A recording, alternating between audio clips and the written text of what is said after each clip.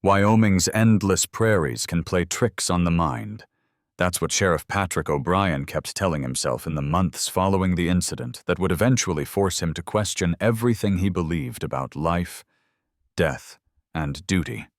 What happened to Deputy Jake Sullivan on that desolate stretch of Highway 80 in Sweetwater County during the winter of 2018 defied every rational explanation, yet the evidence was impossible to ignore.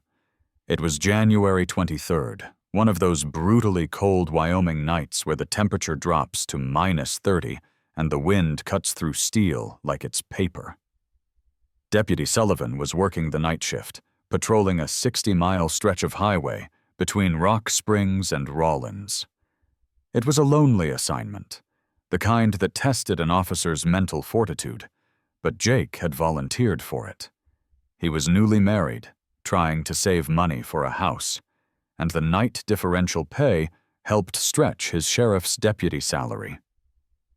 The trouble started at 11:47 p.m., when dispatch received Jake's routine check-in call.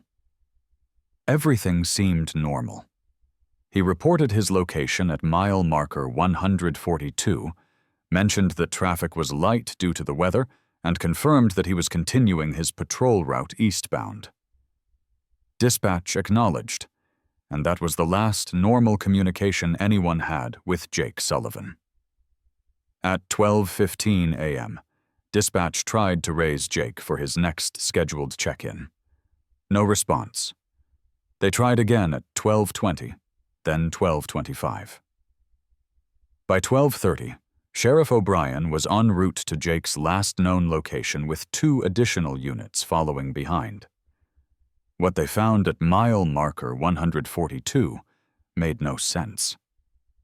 Jake's patrol car was parked on the shoulder, engine running, emergency lights flashing, driver's door wide open.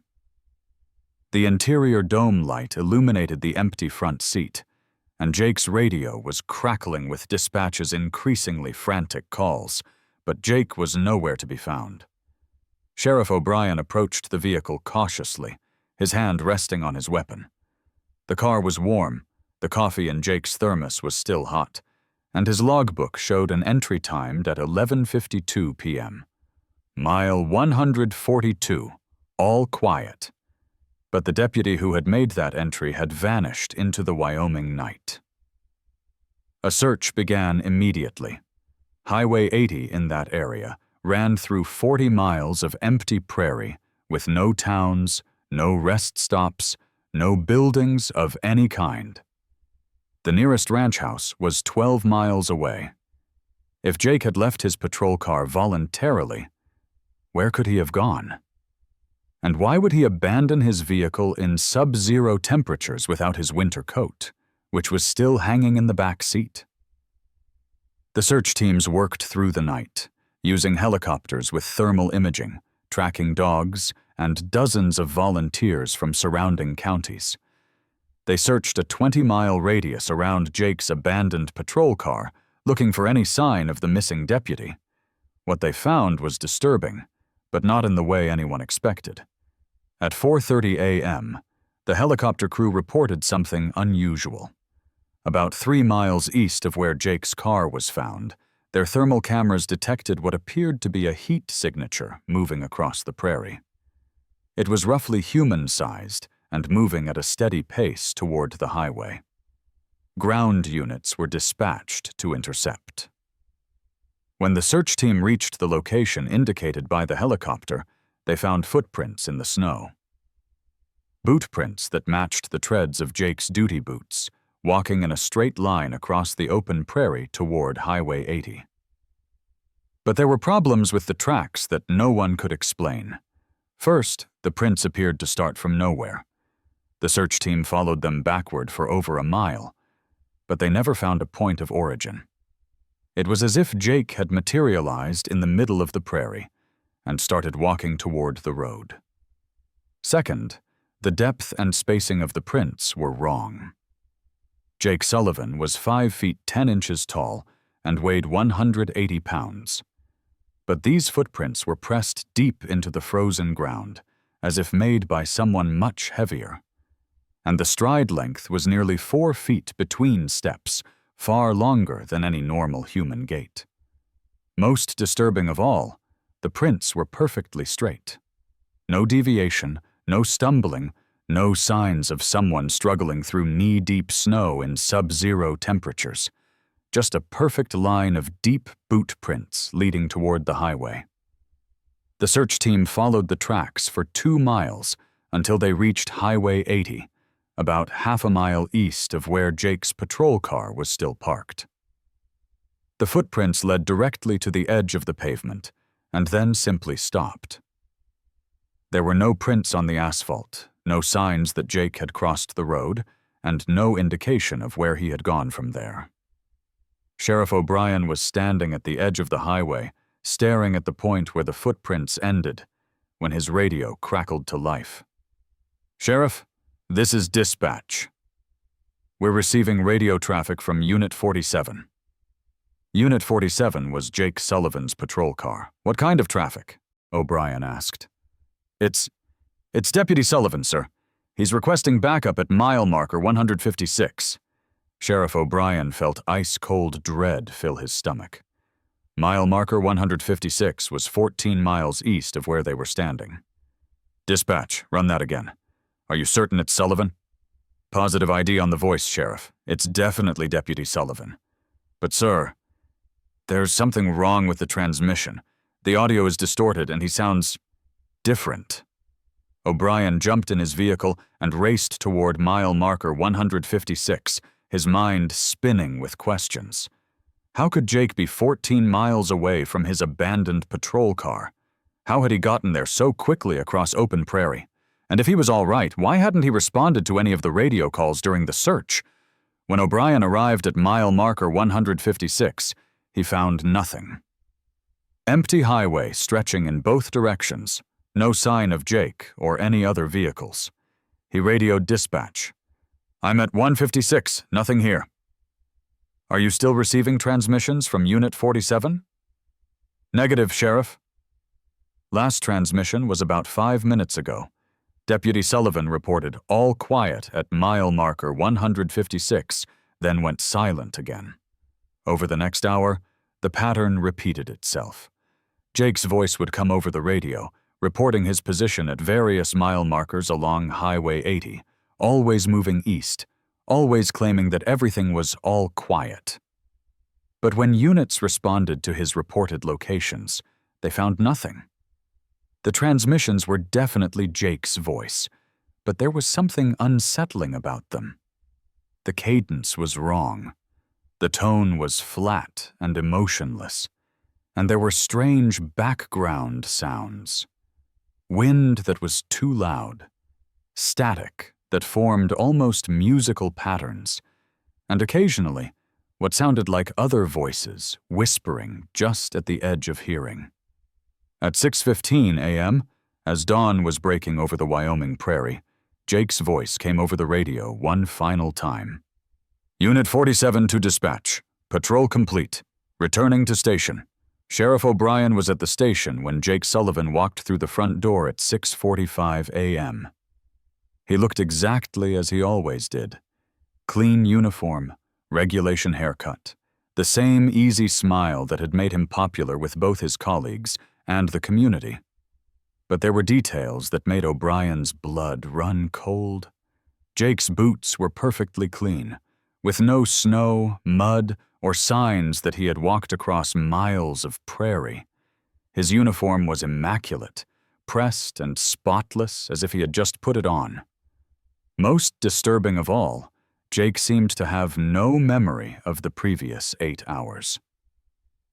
"Morning, Sheriff," Jake said cheerfully.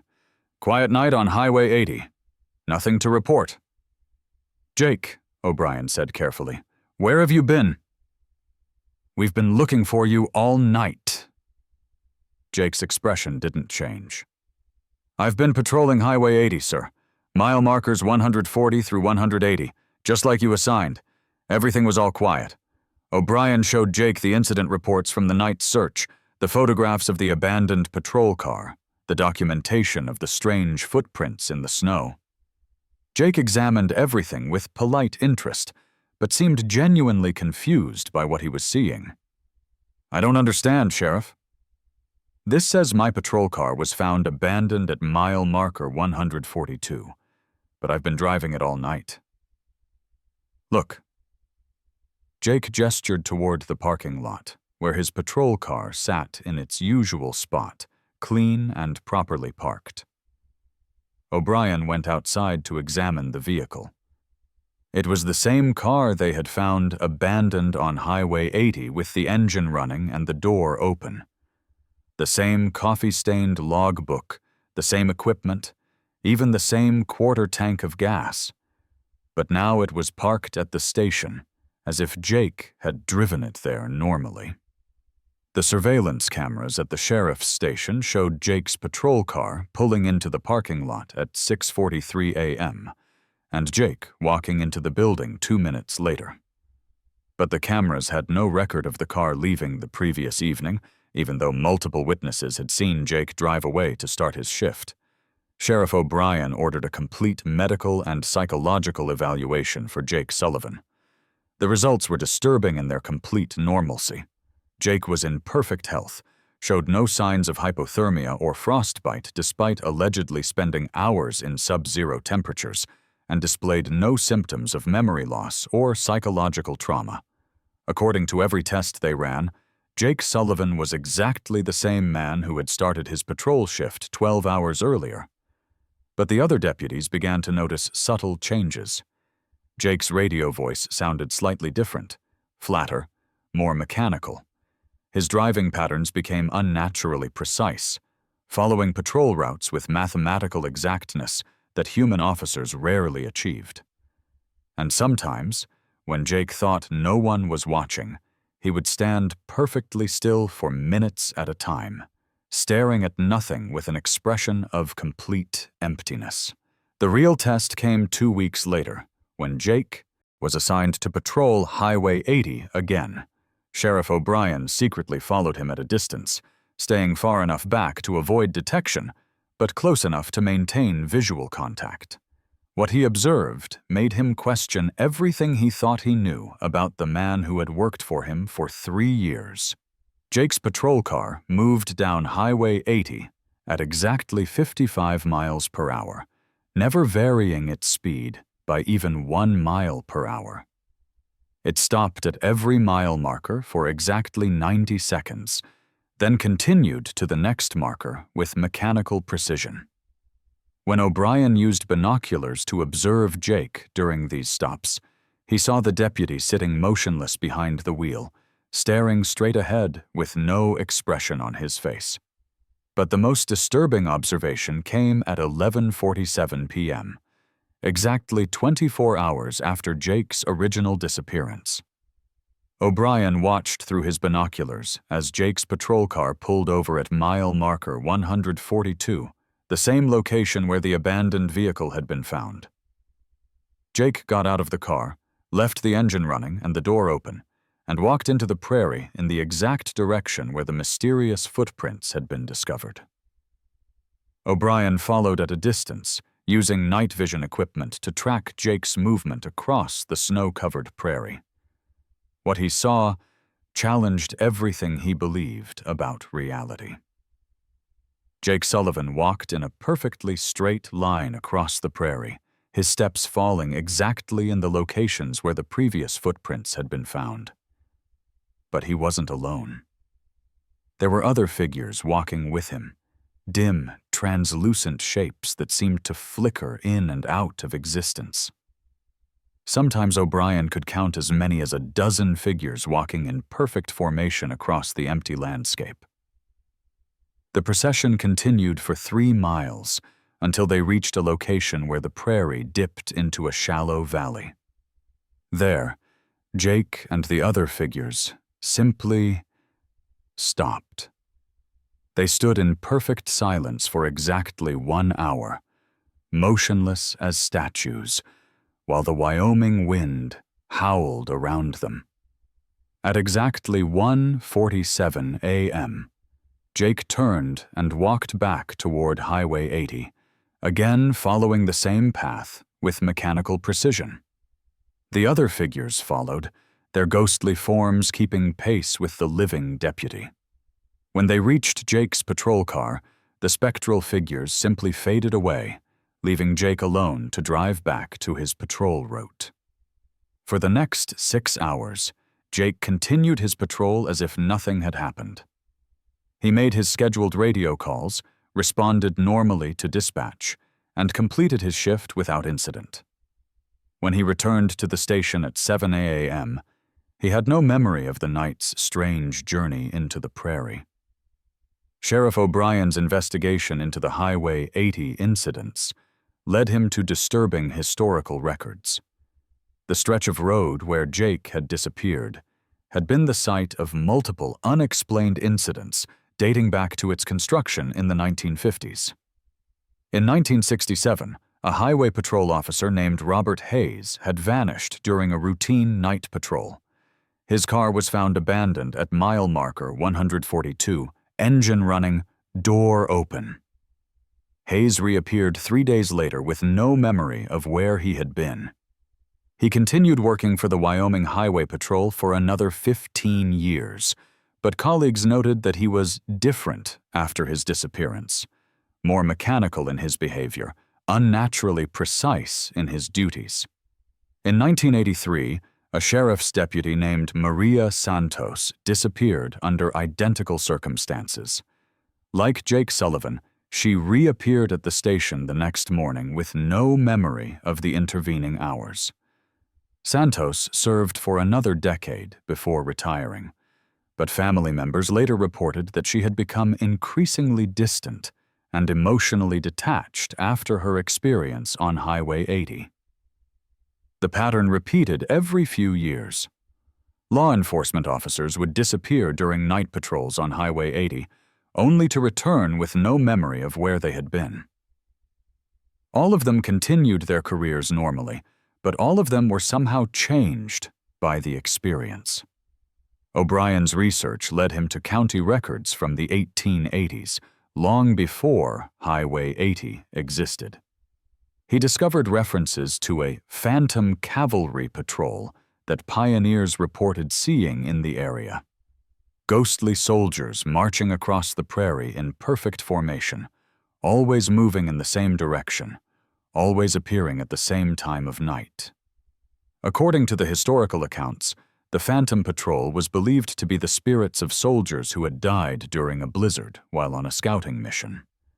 Local Native American tribes had stories about the area as well. They called it the place where the dead march and avoided it during certain times of the year. Jake Sullivan continued working for the Sweetwater County Sheriff's Department for 2 more years after his disappearance.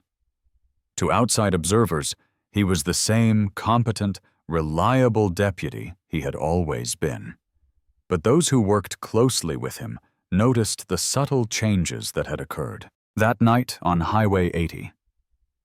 Jake's wife, Sarah, was among the first to recognize that something fundamental had changed in her husband. He looks the same, talks the same, even acts the same most of the time, she told O'Brien during a confidential meeting. But there are moments when I catch him staring at nothing, and it's like there's nobody home behind his eyes. And sometimes, late at night, I hear him talking in his sleep. But it's not conversation. It's like he's reciting radio codes or something. The breaking point came during a routine traffic stop in December 2020, almost 3 years after Jake's original disappearance. Jake had pulled over a speeding motorist on Highway 80 near mile marker 156, one of the locations where his phantom radio transmissions had been reported. According to the motorist's later testimony, Deputy Sullivan approached his vehicle normally and asked for license and registration. But when the driver handed over his documents, Jake simply stood there holding them, staring blankly ahead for several minutes without speaking or moving. It was like he had powered down or something, the motorist later said. He just stood there like a robot that had been turned off. After about 5 minutes, I asked if everything was all right, and he suddenly snapped back to normal, handed me back my documents, and told me to drive safely. No ticket, no explanation. Just walked back to his patrol car like nothing had happened. Similar incidents began occurring with increasing frequency. Jake would stop functioning mid-conversation, standing motionless for minutes at a time before resuming normal behavior. During these episodes, other deputies reported that Jake's radio would emit strange sounds, static patterns that almost sounded like voices, or brief transmissions that seemed to be coming from somewhere other than Jake's location. Sheriff O'Brien made the difficult decision to place Jake on administrative leave pending a full psychological evaluation. The department's official position was that Jake was suffering from delayed stress reaction related to his unexplained disappearance, but O'Brien suspected the truth was far more disturbing. The psychological evaluation revealed nothing conclusive. Jake passed all standard tests for mental competency and showed no signs of the dissociative episodes that his colleagues had reported. When questioned directly about his experiences on Highway 80, Jake expressed genuine confusion and concern about the reports, insisting that he had no memory of anything unusual. But during one of the evaluation sessions, something happened that convinced the examining psychologist that Jake Sullivan was dealing with something beyond conventional psychological trauma. Jake was describing a routine patrol when he suddenly stopped mid-sentence and sat motionless for exactly 7 minutes. During this time, his eyes remained open but completely unfocused, and he showed no response to external stimuli. When Jake returned from this episode, he had no awareness that anything unusual had occurred. The session was being recorded, and the psychologist later noted that during Jake's 7-minute absence, the recording equipment had picked up faint voices speaking in what sounded like radio codes and military terminology. Jake Sullivan resigned from the Sweetwater County Sheriff's Department in March 2021. His resignation letter was brief and formal, citing personal reasons for his decision to leave law enforcement. But Sheriff O'Brien knew the real reason. Jake Sullivan was no longer entirely Jake Sullivan. After his resignation, Jake and his wife moved to Colorado, where they hoped a fresh start might help them deal with whatever had happened on Highway 80. But Sarah Sullivan contacted O'Brien 6 months later with disturbing news. "He's getting worse," she said during a late-night phone call. "The episodes where he just goes away, they're happening more often. And Sheriff, I found something in his papers. He's been keeping a log, writing down radio transmissions that he claims to be receiving. But we don't have a police radio in the house anymore." Sarah had discovered a notebook filled with Jake's handwriting, containing detailed logs of radio traffic that matched the format used by the Wyoming Highway Patrol. The entries were dated and timed with military precision, describing patrol activities, traffic stops, and incident reports. But according to the dates in the log, Jake was documenting events that were happening hundreds of miles away on Wyoming highways that he had no way of monitoring. More disturbing still, some of the logged incidents matched real events that had occurred in Wyoming on the dates Jake had recorded them. Accidents, arrests, and emergency calls that Jake could not possibly have known about were accurately documented in his notebook, complete with unit numbers, times, and locations. The last entry in Jake's notebook was dated 6 months after he had moved to Colorado. Unit 47 to dispatch. Request permission to return to patrol. The others are calling. It's time to march. Jake Sullivan disappeared from his Colorado home on a cold January night in 2022, exactly 4 years after his original vanishing on Highway 80. His car was found running in the driveway, the driver's door open, just as his patrol car had been found on that Wyoming highway. But this time, Jake didn't return. Sheriff O'Brien received a call from Colorado authorities asking about Jake's background and his time with the Wyoming Sheriff's Department. During that conversation, The Colorado detective mentioned something that made O'Brien's blood run cold.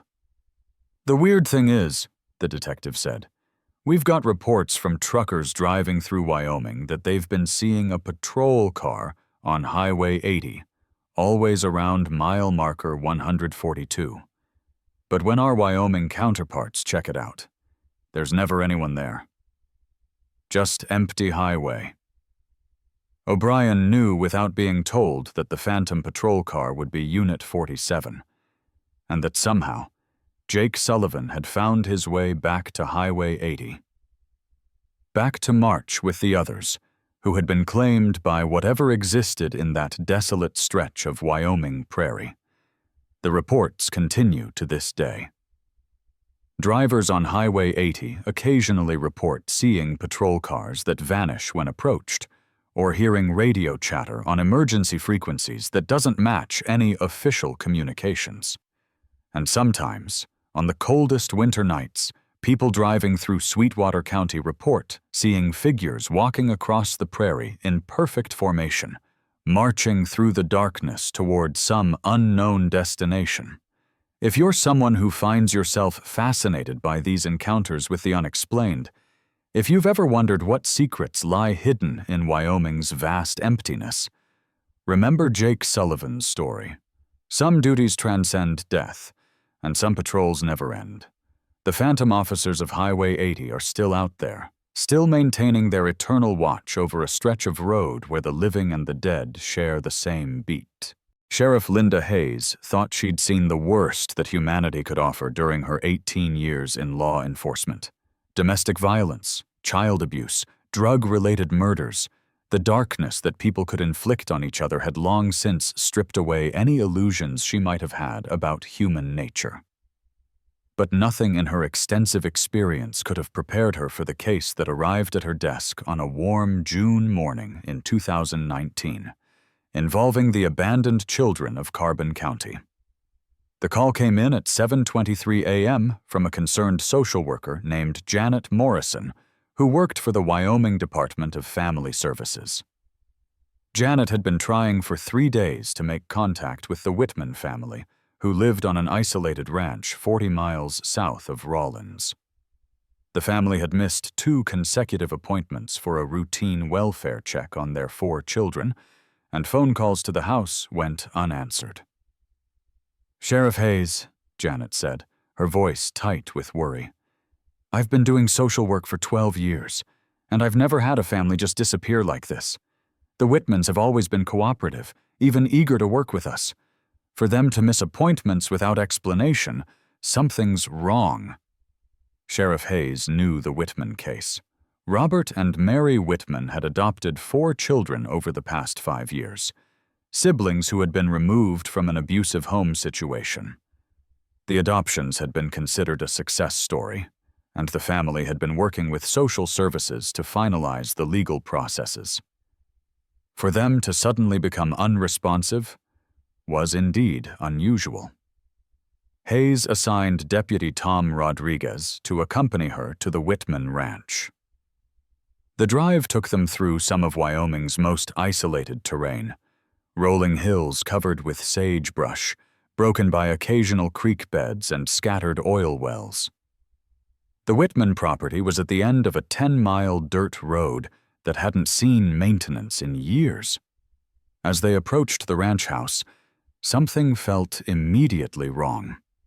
The property, which social services reports described as well-maintained and welcoming, looked abandoned. Windows were dark, the front porch was littered with newspapers and mail, and there were no signs of the usual ranch activity. No cattle in the visible pastures, no vehicles in the driveway, no sounds of life. Sheriff Hayes knocked on the front door while Rodriguez circled the house, checking for signs of forced entry or other disturbances. After receiving no response, Hayes tried the door and found it unlocked. "Mr. Whitman?" "Mrs. Whitman? This is Sheriff Hayes. We're here for a welfare check." The interior of the house was clean, but eerily quiet. Breakfast dishes sat on the kitchen table, as if the family had been interrupted mid-meal. Children's toys were scattered in the living room, and backpacks hung by the front door as if the kids had been preparing for school. But there were no signs of the family themselves. Hayes and Rodriguez conducted a systematic search of the house. The parents' bedroom showed no signs of disturbance.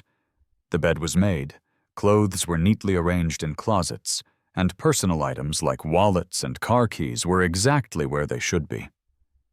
But it was the children's rooms that made Hayes feel the first stirrings of genuine unease. All 4 children, ages 6, 8, 10, and 12, shared a large bedroom that had been converted from what was probably originally a den or family room. The social services reports had mentioned this arrangement as being unusual but not problematic, since the children seemed to prefer staying together. But now, seeing the room empty, Hayes noticed details that seemed ominous. The children's beds were arranged in a perfect circle in the center of the room, with their heads pointing toward the middle. Personal belongings were organized with military precision. Clothes folded identically, toys arranged in straight lines, books stacked with mathematical exactness. On the wall above each bed, the children had drawn identical pictures, stick figures holding hands in a circle, surrounded by what appeared to be stars or flowers. "Tom," Hayes called to her deputy, "have you ever seen kids organize their stuff this precisely?" It's like they were following some kind of manual. Rodriguez examined the children's artwork more closely. "Sheriff, these drawings, they're not just similar, they're identical.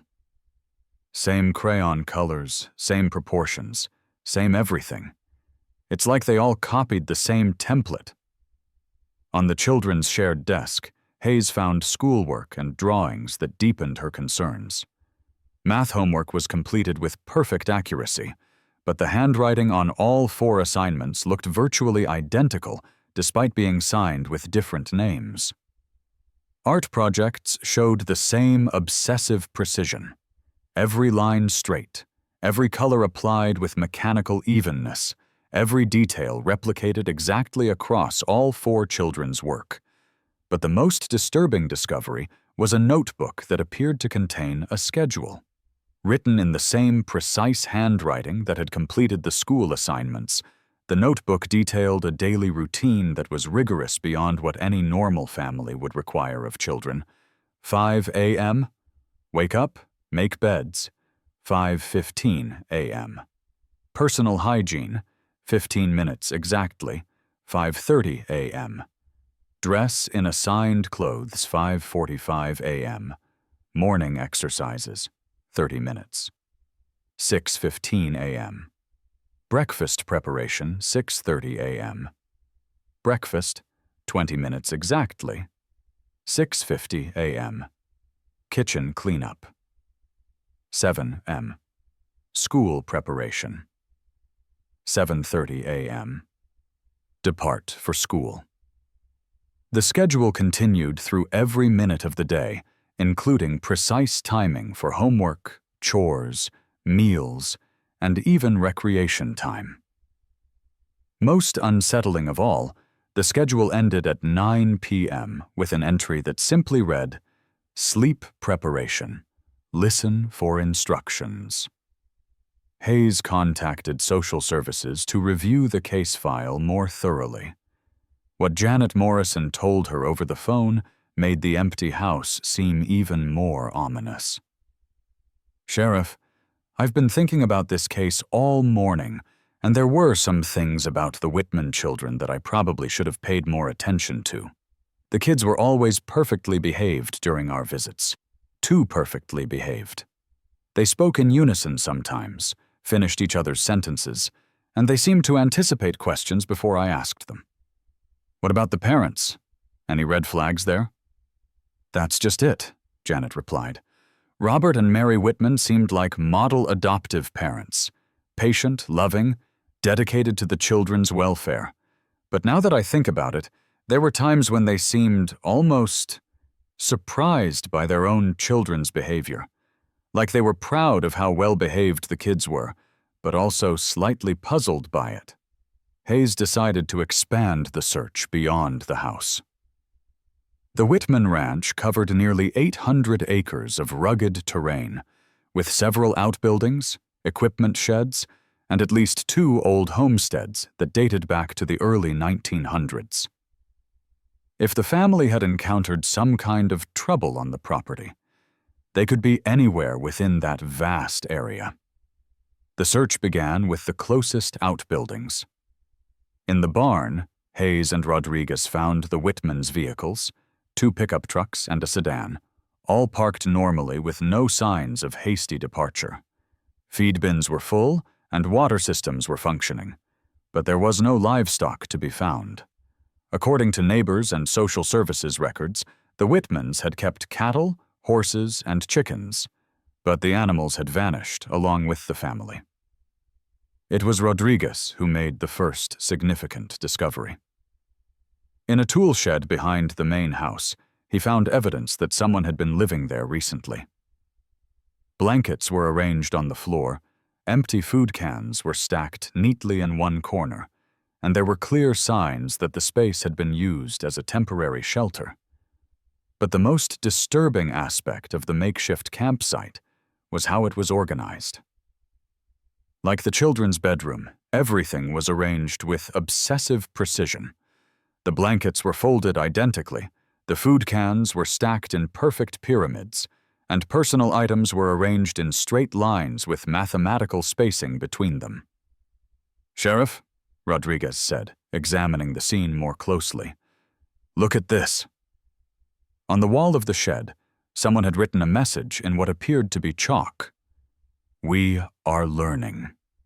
We are becoming. We are ready." The handwriting matched the style Hayes had seen in the children's notebook, the same precise lettering, the same mechanical uniformity. But the message raised more questions than it answered. Learning what? Becoming what? Ready for what? The search of the Whitman property continued for 3 days, involving dozens of volunteers, search dogs, and helicopter support.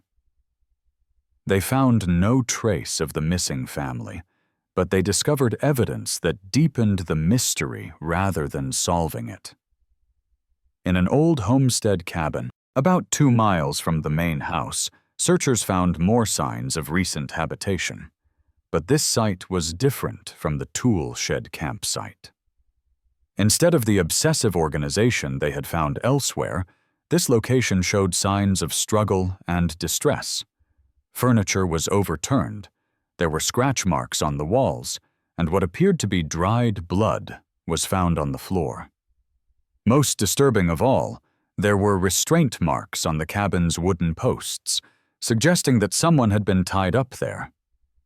Hayes began to develop a theory about what had happened to the Whitman family. Someone, possibly the children themselves, though she couldn't understand how or why, had taken control of the situation. The parents had been restrained in the old cabin, while the children had lived in various outbuildings, following some kind of rigid schedule or training regimen. But this theory raised more questions than it answered. The Whitman children ranged in age from 6 to 12 years old. How could children overpower 2 adults? What could motivate them to harm the people who had rescued them from an abusive situation? And where were they all now? The answer to some of these questions came from an unexpected source. On the 4th day of the search, Hayes received a call from Dr. Margaret Chen, a child psychologist who had worked with the Whitman children during their initial placement process. "Sheriff Hayes," Dr. Chen said, "I heard about the missing family on the news, and I think there are some things you should know about those children. Things that probably should have been red flags at the time." Dr. Chen explained that the Whitman siblings had been removed from their birth family due to severe neglect and what social services had classified as ritualistic abuse. The details of their original home situation had been sealed to protect the children's privacy. But Dr. Chen revealed that the case had involved elements that were highly unusual, even by the standards of child abuse investigations. The children had been subjected to some form of systematic conditioning, Dr. Chen explained. When they were first removed from their birth family, they displayed behaviors that were unlike anything I'd seen before. They moved in perfect unison, spoke in identical phrases, and seemed to share thoughts and reactions in ways that defied normal sibling psychology.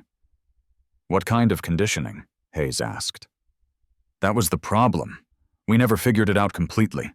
The children couldn't or wouldn't explain what had been done to them, but they showed signs of having been trained to follow extremely precise routines, to suppress individual personalities, and to function as a collective unit rather than as individuals." Dr. Chen's revelations cast the Whitman case in a completely different light. The children hadn't been successfully rehabilitated from their traumatic past.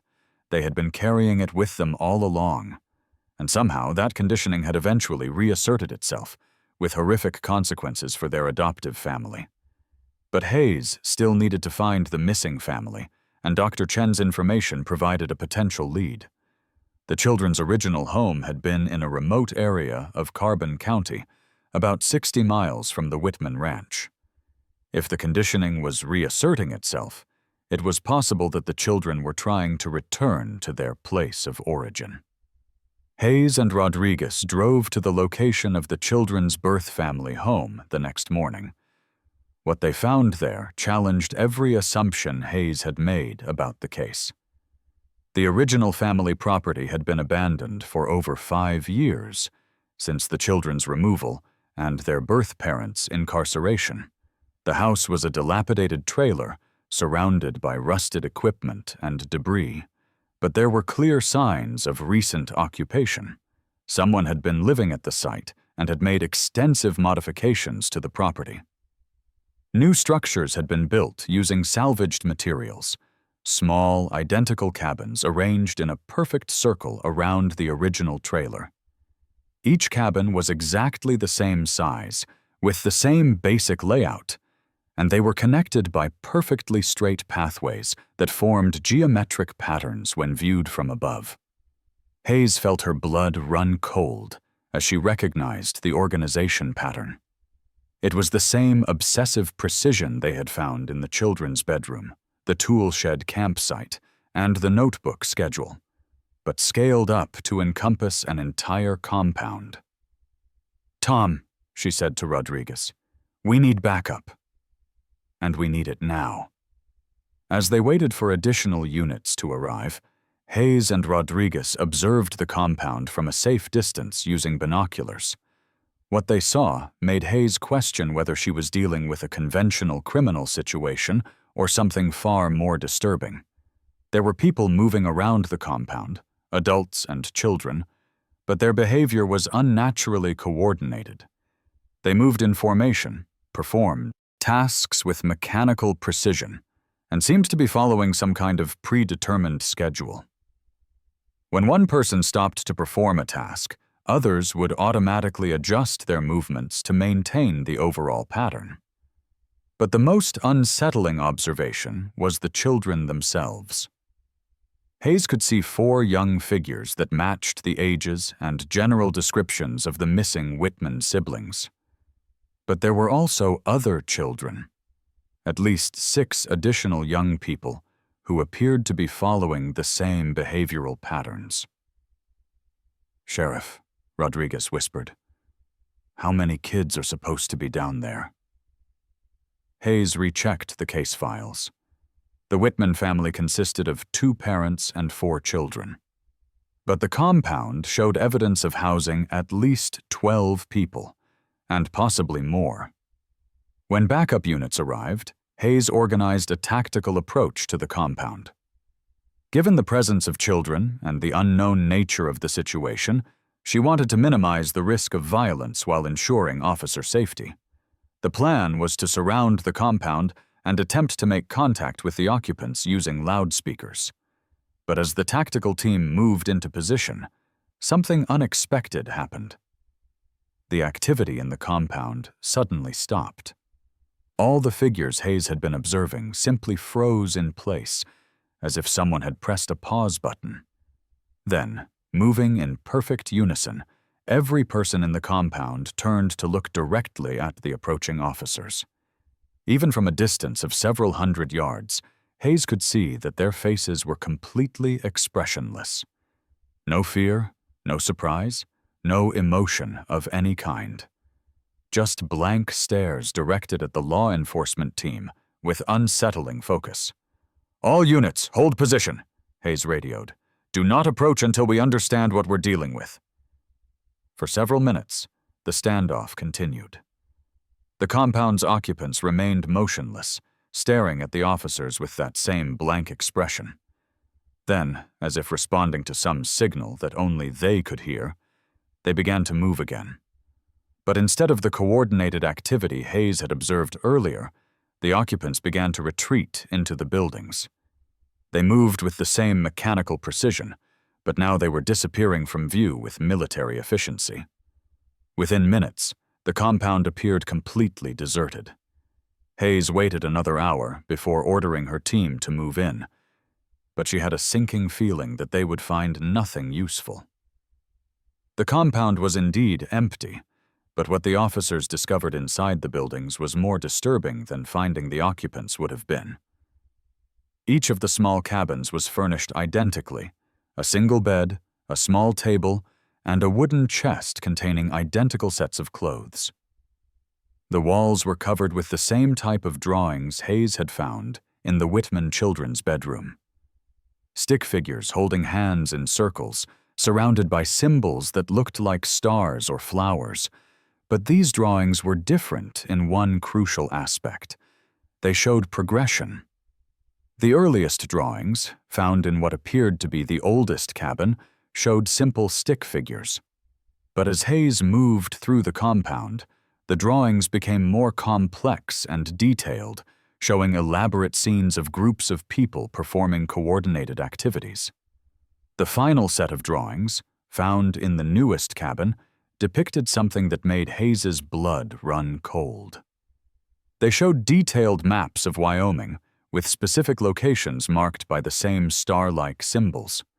Some of the marked locations Hayes recognized.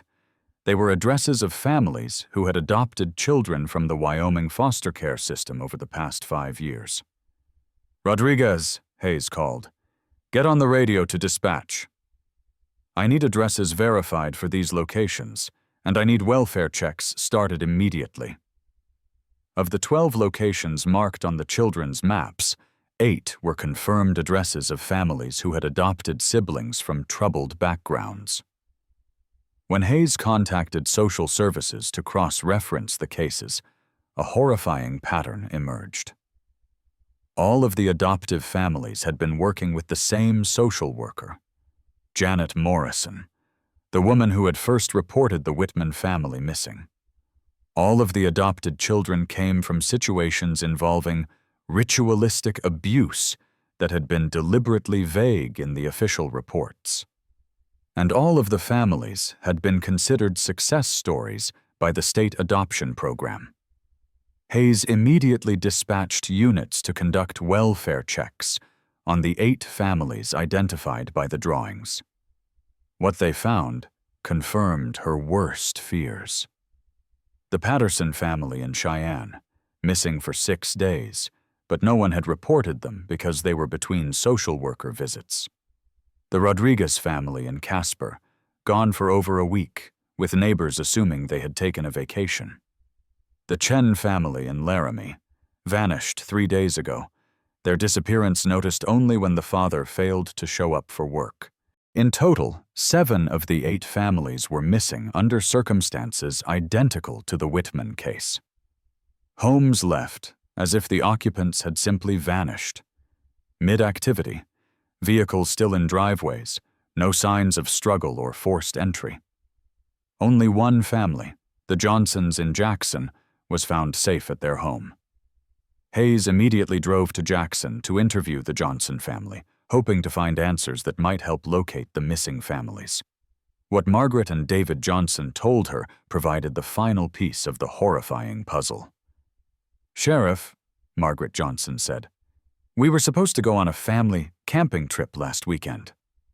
The children had been planning it for weeks, talking about wanting to visit some special place where they used to live. But at the last minute, something changed. What do you mean, something changed?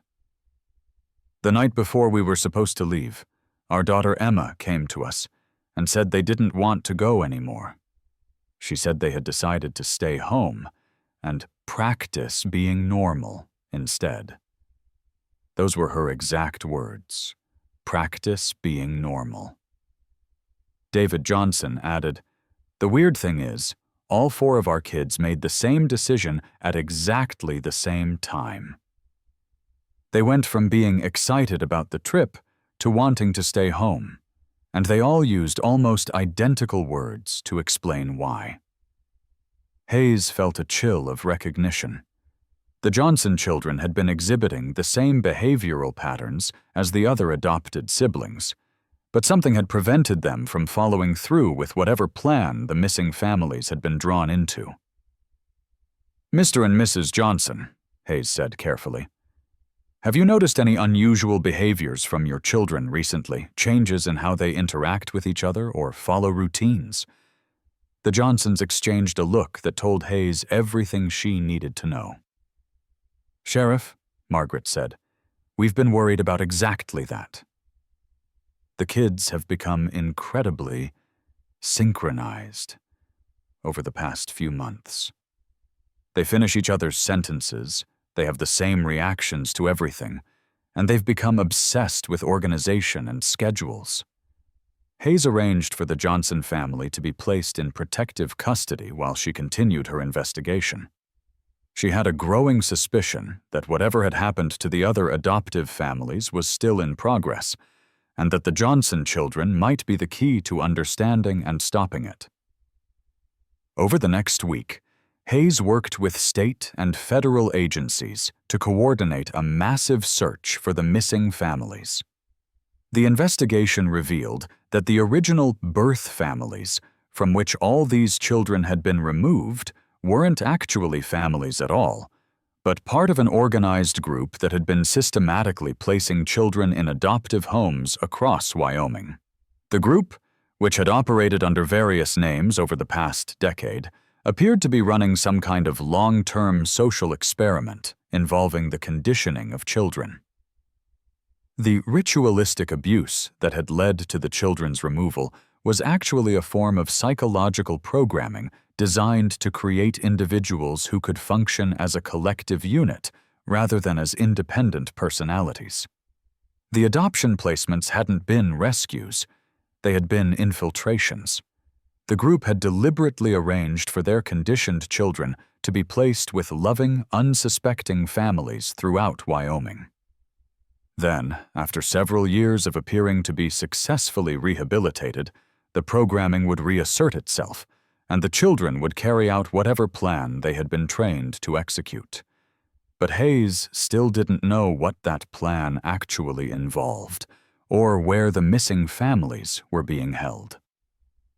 The answer came from an unexpected source. Emma Johnson, the 10-year-old daughter of the family that had avoided disappearing. During a carefully supervised interview with a child psychologist, Emma revealed details about her training that she had never spoken about before. According to Emma, all of the adopted children had been maintaining contact with their original group through a complex system of coded communications. They met regularly at secret locations, received ongoing instructions, and practiced coordinated activities that they were told would eventually be activated. "We were supposed to bring our new families to the gathering place," Emma explained in her flat, emotionless voice, "to teach them how to be part of the collective. But I decided I didn't want to anymore. The other families went, but I told my brothers and sister that we should stay home instead." When asked about the gathering place, Emma drew a detailed map showing a location in the remote mountains of central Wyoming, about 150 miles from any town. According to Emma, the site contained underground facilities that had been prepared to house hundreds of family units once the expansion phase was complete. Hayes organized a massive multi-agency response to raid the mountain facility Emma had described. What they found there was beyond anything she could have imagined, even after weeks of investigating this case. The facility was indeed underground, built into a natural cave system that had been extensively modified and expanded. It contained living quarters for over 300 people, organized with the same obsessive precision that Hayes had seen throughout the investigation. But the most disturbing aspect wasn't the size of the facility. It was the evidence of how it was being used. The missing families were there, but they had been systematically broken down and rebuilt according to the group's collective model. Adults and children alike had been subjected to intensive conditioning designed to eliminate individual personality and replace it with group consciousness. They moved in perfect coordination, spoke in unison, and showed no recognition of their former identities. Robert and Mary Whitman were there, but they were no longer the loving adoptive parents who had been reported missing. They had become part of the collective, following the same rigid routines and displaying the same blank expressions as everyone else in the facility. When Hayes tried to speak with them, they responded only with rehearsed phrases about the beauty of unified purpose and the elimination of selfish individual desires. The children were the most heartbreaking sight of all. The Whitman siblings and the other adopted children who had led their families to this place were there, but they had been completely absorbed back into the collective. They showed no memory of their adoptive families, no recognition of their individual names, and no apparent awareness that they had ever lived any other way. The raid resulted in the rescue of 47 people from 8 different families, but the psychological damage done to them was so extensive that rehabilitation seemed impossible. Most of the rescued individuals required long-term psychiatric care, and many never recovered their original personalities or memories. The investigation into the group responsible for the facility revealed a network that had been operating across multiple states for over 20 years. They had placed hundreds of conditioned children in adoptive homes, with the ultimate goal of gradually converting entire communities to their collective model. Wyoming had been chosen as a testing ground because of its sparse population and the relative ease of operating undetected in such a vast, isolated state. Emma Johnson and her siblings were among the few children who retained enough individual consciousness to resist the final phase of their programming. They were placed in a specialized treatment program designed to help them recover their individual identities, but the process was lengthy and only partially successful. Sheriff Hayes retired from law enforcement 6 months after the mountain facility raid. The case had taken such a psychological toll that she could no longer function effectively as an officer.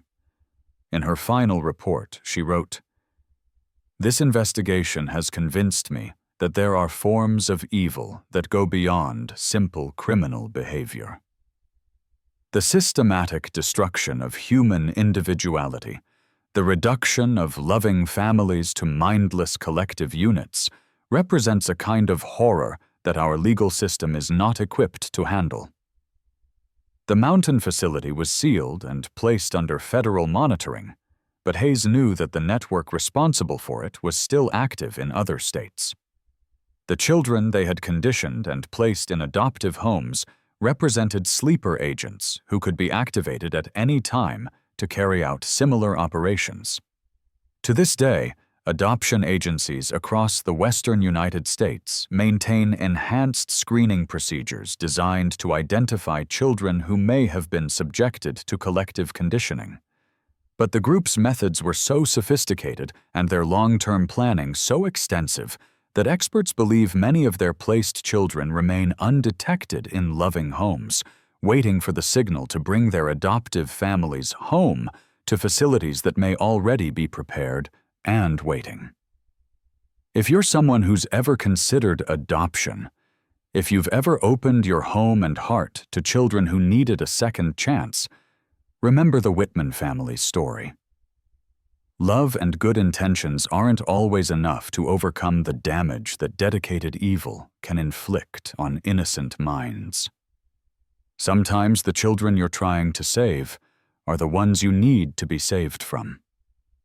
And if you're someone who finds yourself fascinated by the depths of human cruelty and the sophisticated ways that evil can disguise itself as good, know that Wyoming's vast emptiness has hidden more than just this one facility. The collective is patient, methodical, and utterly committed to their vision of a world without individual consciousness. They're still out there, still placing children, still building facilities, still working toward the day when their unified purpose becomes the only way of thinking allowed to exist. The children of Carbon County were just the beginning. Detective Sarah Mitchell had built her reputation in Teton County on her ability to solve cases that other investigators found impossible. Cold cases, missing persons, complex murders. She had a talent for seeing patterns that others missed and following evidence trails that seemed to lead nowhere. But the case that landed on her desk in October 2020 would test her skills in ways she never could have anticipated, involving sounds that shouldn't exist and voices that came from places where no living person could speak.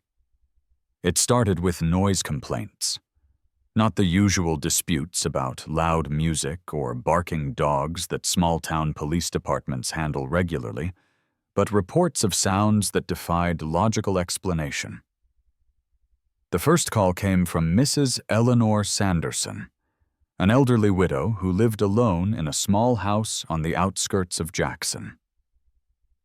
"Detective Mitchell," Mrs. Sanderson said during her statement, "I know how this is going to sound, but I need someone to investigate the voices coming from my basement. They're down there talking every night, but there's no way anyone could be in my basement." Sarah had handled dozens of similar calls over the years.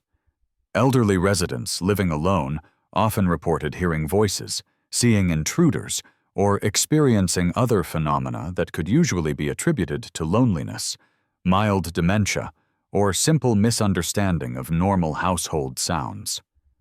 But something about Mrs. Sanderson's demeanor suggested this case might be different. "Mrs. Sanderson, can you describe these voices? How many people, what they're saying, what time you usually hear them?" "There are at least 3 different voices, sometimes more. They start talking around midnight and continue until dawn. They're discussing things that sound like they're planning something. And detective, they know things about my house that no stranger should know." Sarah agreed to investigate, more out of courtesy to a concerned citizen than because she expected to find anything significant. Mrs. Sanderson's house was a modest 2-story structure built in the 1940s, with a full basement that contained the usual collection of old furniture, holiday decorations, and household storage items.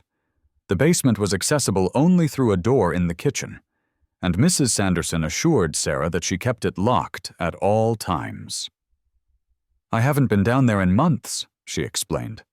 "My arthritis makes the stairs too difficult, but I can hear them talking through the floor." Sarah conducted a thorough search of the basement and found no evidence of intruders. The windows were too small for adult entry and showed no signs of disturbance.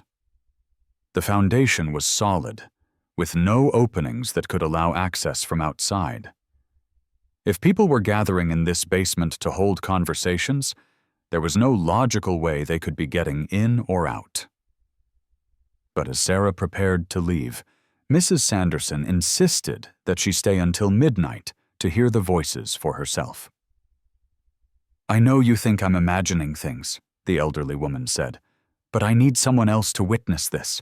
I need to know I'm not losing my mind." Against her better judgment, Sarah agreed to stay. At 11:47 p.m., as they sat in Mrs. Sanderson's kitchen drinking coffee, Both women heard it clearly.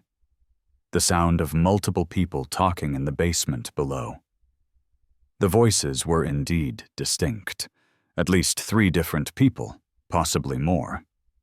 Sarah couldn't make out individual words, but the rhythm and cadence of the conversation was unmistakably human. There were pauses that suggested someone was asking questions, responses that indicated answers, and occasional sounds that might have been laughter or expressions of agreement.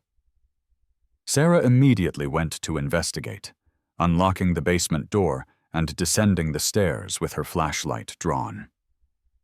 But the moment her foot touched the basement floor, the voices stopped. Complete silence. She searched every corner of the basement, checked behind furniture, examined the walls and ceiling for hidden spaces. Nothing. When she returned to the kitchen, Mrs. Sanderson was white-faced with terror. "They stopped the moment you went down there, didn't they?" "They always stop when someone goes to look." "Mrs. Sanderson, there's definitely sound coming from somewhere, but I can't find the source. Let me do some research and see if there might be a technical explanation. Maybe sound carrying from another building, or acoustic effects from underground pipes or utilities." Over the next week, Sarah investigated every possible conventional explanation for the voices in Mrs. Sanderson's basement. She checked with utility companies about underground pipes, contacted neighbors to see if anyone was experiencing similar phenomena, and even brought in an audio engineer to test for sound transmission from external sources. The engineer, Dr. Marcus Webb from the University of Wyoming, confirmed that the voices were indeed emanating from the basement itself, not being transmitted from elsewhere. But his tests revealed something even more puzzling. The basement's acoustics made it virtually impossible for normal conversation to be heard clearly from the kitchen above. "Detective," Dr. Webb explained, "the basement has thick floorboards, insulation, and carpeting that should muffle any sounds from below. For voices to be audible in the kitchen with the clarity that you and Mrs. Sanderson described, they would have to be speaking at volume levels that would be painfully loud for anyone actually in the basement." Before Sarah could develop a theory about the acoustic mystery, she received a second noise complaint from across town. This time it was the Morrison family, parents and 2 teenage children, who reported similar phenomena in their home. "Detective Mitchell," Jim Morrison said, "we've been hearing what sounds like a meeting or discussion group in our basement every night for the past week. But when we go down to check, there's never anyone there. My kids are getting scared, and frankly, so are we." Sarah investigated the Morrison house and found the same pattern. Voices clearly audible from the main floor, but completely silent whenever someone entered the basement. The Morrison basement was also accessible only through a single interior door, with no exterior access points and no signs of unauthorized entry. But the Morrison case had an additional element that made Sarah's investigation more urgent. Unlike Mrs. Sanderson, who lived alone and had no close neighbors, the Morrison house was in a residential neighborhood where multiple families were reporting similar experiences. Over the next 2 weeks, Sarah received noise complaints from 7 different households, all reporting the same phenomenon: nighttime voices in basements, conversations that stopped the moment someone investigated, and sounds that seemed to come from places where no living person could be present. The affected houses were scattered across different neighborhoods in Jackson, with no obvious connection between them. Different architectural styles, different ages of construction, different families with no known relationships to each other. But all of them were experiencing identical acoustic phenomena that defied conventional explanation. Sarah decided to organize a coordinated investigation. She arranged for officers to simultaneously monitor multiple affected houses on the same night, hoping to gather evidence that might reveal whether the voices were connected or whether each house was experiencing an independent phenomenon. On the night of November 15th, 2020, Sarah and 5 other officers positioned themselves at 6 different houses where residents had reported basement voices. The plan was to maintain radio contact and coordinate their responses when the voices began. At exactly midnight, every officer reported the same thing. Clear sounds of multiple people talking in the basements of their assigned houses. But when they attempted to investigate, entering the basements simultaneously, all the voices stopped at exactly the same moment.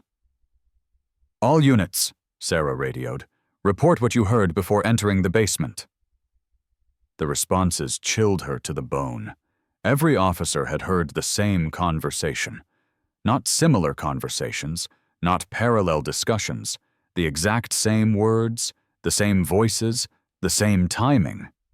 It was as if a single group of people was somehow conducting a meeting in 7 different basements simultaneously. But the most disturbing aspect was the content of what they had overheard. The conversation appeared to be a discussion about the houses themselves, detailed descriptions of layouts, family routines, and security measures, as if the speakers were conducting surveillance and sharing intelligence about the families living above them. Sarah realized she was dealing with something far more serious than simple noise complaints. If someone was conducting surveillance on multiple families simultaneously, it suggested a coordinated effort that might be preparation for criminal activity.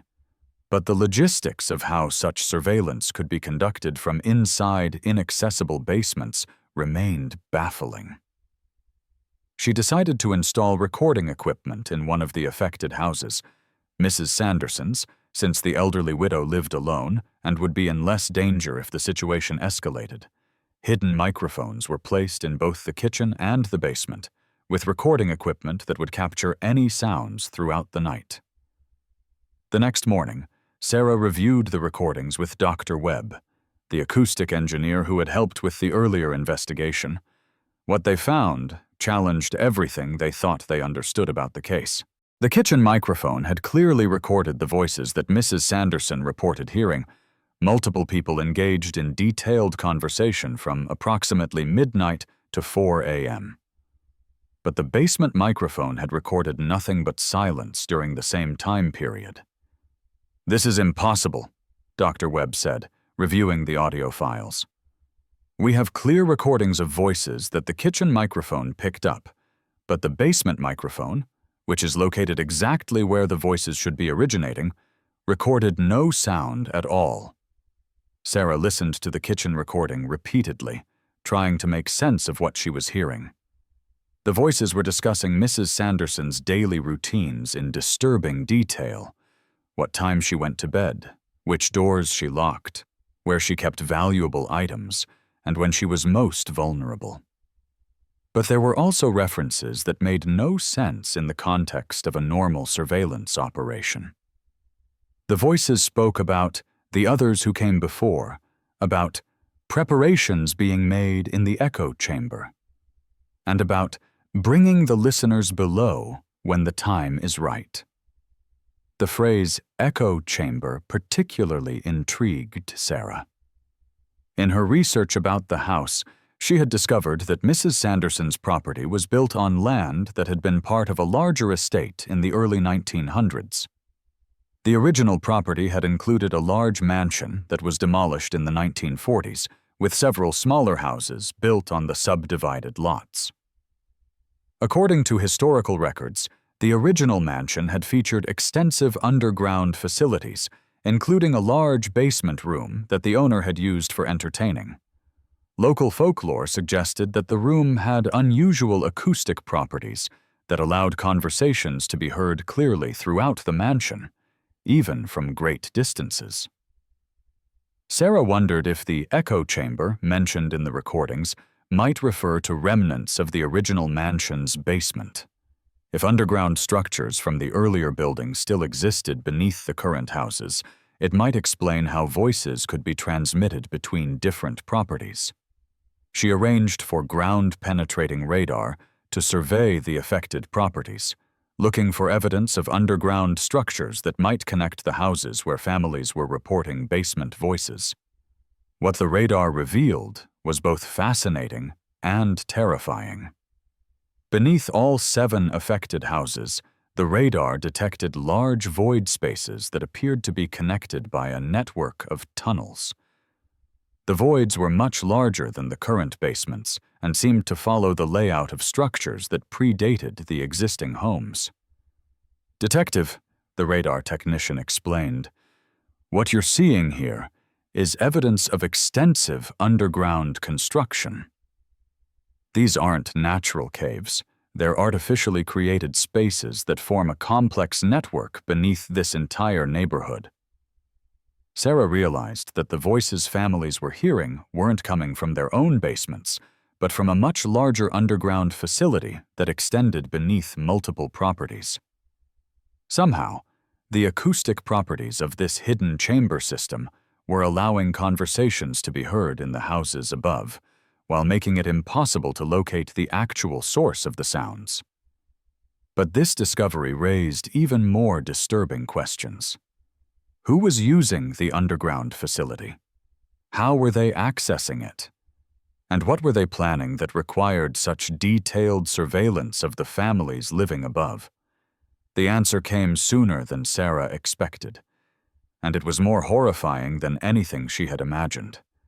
On the night of November 28, 2020, the basement voices changed their pattern. Instead of the usual surveillance discussions, families reported hearing what sounded like countdown sequences and coordination signals. At exactly 3 a.m., every family in the affected area lost power simultaneously. Sarah, who was monitoring the situation from a command post, immediately dispatched units to check on the families. But when officers arrived at the houses, they found something that defied belief.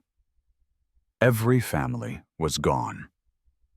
The Morrison family, Mrs. Sanderson, and 5 other households, a total of 23 people, had vanished without a trace.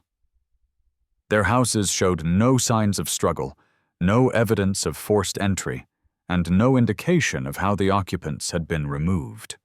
But in each basement, officers found evidence of recent activity. Previously locked basement doors stood open, and there were signs that people had been moved through the basements recently. Most disturbing of all, each basement now had an opening in the floor, an entrance to the underground tunnel system that hadn't been there during previous investigations. The openings appeared to have been created from below, as if someone with access to the tunnel system had broken through into each house's basement simultaneously.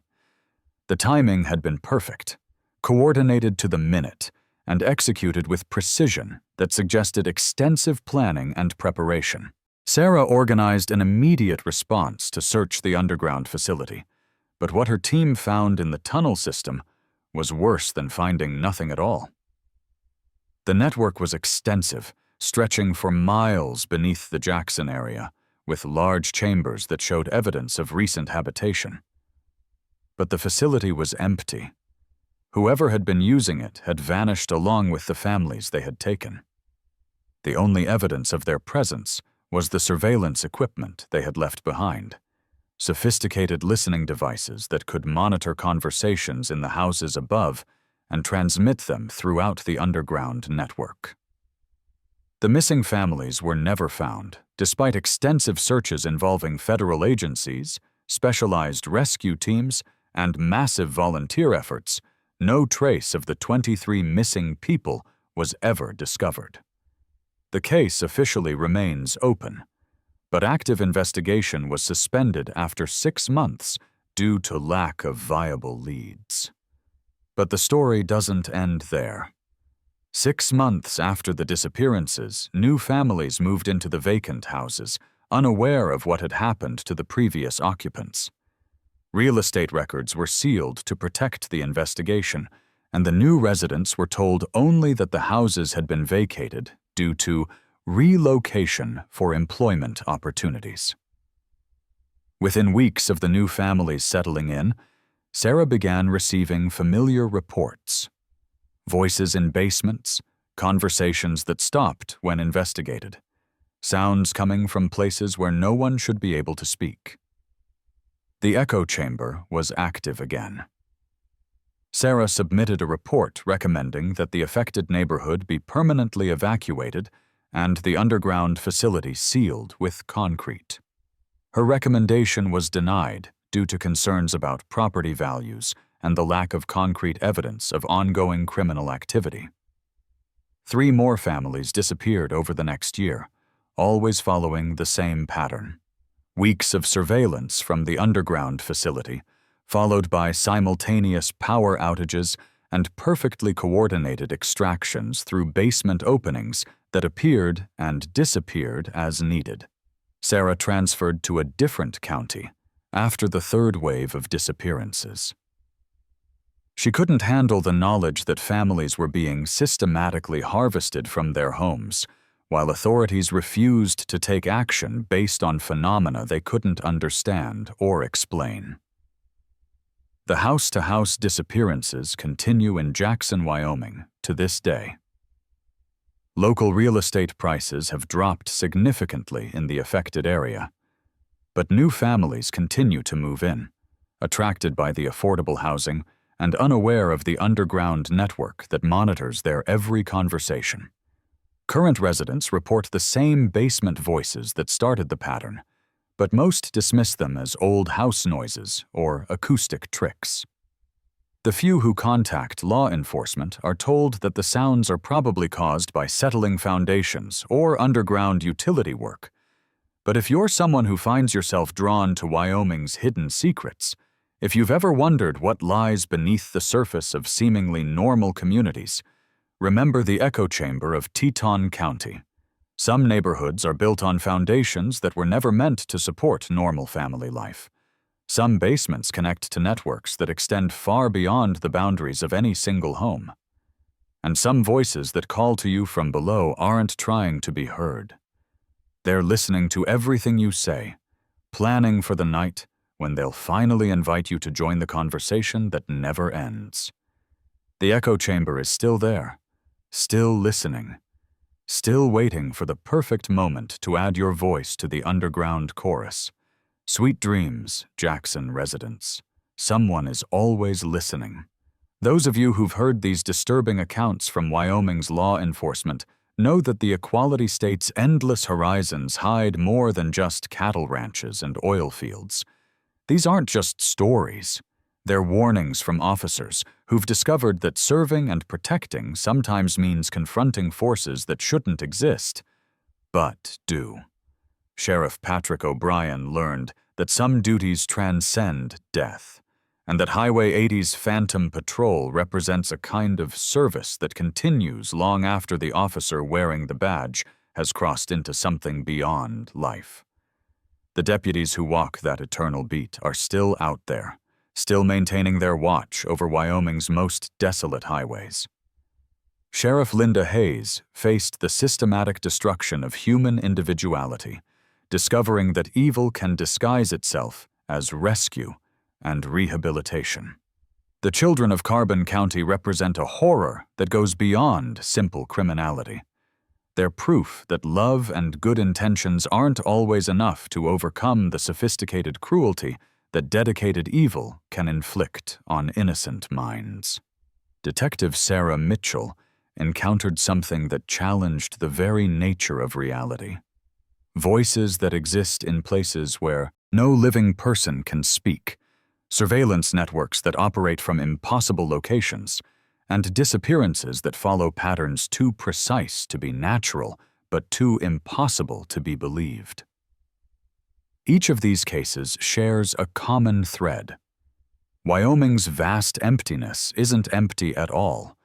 It's filled with phenomena that our understanding of the world can't accommodate, watched over by forces that operate according to rules we don't comprehend, and inhabited by entities that view human life as something to be collected, controlled, or conscripted into service beyond death. If you find yourself traveling through Wyoming's endless landscapes, If you've ever felt the weight of that big sky pressing down on you while surrounded by hundreds of miles of nothing, remember these stories. Some highways are patrolled by officers who never went off duty. Some adoptive families aren't rescuing children. They're being recruited by them. And some voices calling from beneath your feet aren't trying to be heard. They're listening to everything you say. Have you ever driven Highway 80 late at night and seen patrol cars that vanished when you looked closer? Have you ever considered adopting children from Wyoming's foster care system? Do you live in a house where you sometimes hear voices from places where no one should be able to speak? If these true horror stories from Wyoming law enforcement have made you question what you thought you knew about the equality state, if you've found yourself checking your basement doors and wondering what might be listening from below, then you understand why these experiences needed to be documented. Share your thoughts in the comments. But remember, in Wyoming, some conversations are overheard by listeners you never intended to include. Some roads are monitored by patrols that never end, and some children are looking for families to join collections that exist in places you never imagined. Sleep well tonight, if you can. But remember that in Wyoming, someone is always watching, always listening, and always ready to add you to their ranks. The Big Sky State holds secrets as vast as its horizons, and not all of them are meant for the living to discover. Sweet dreams. And try not to listen too carefully to the voices in your basement.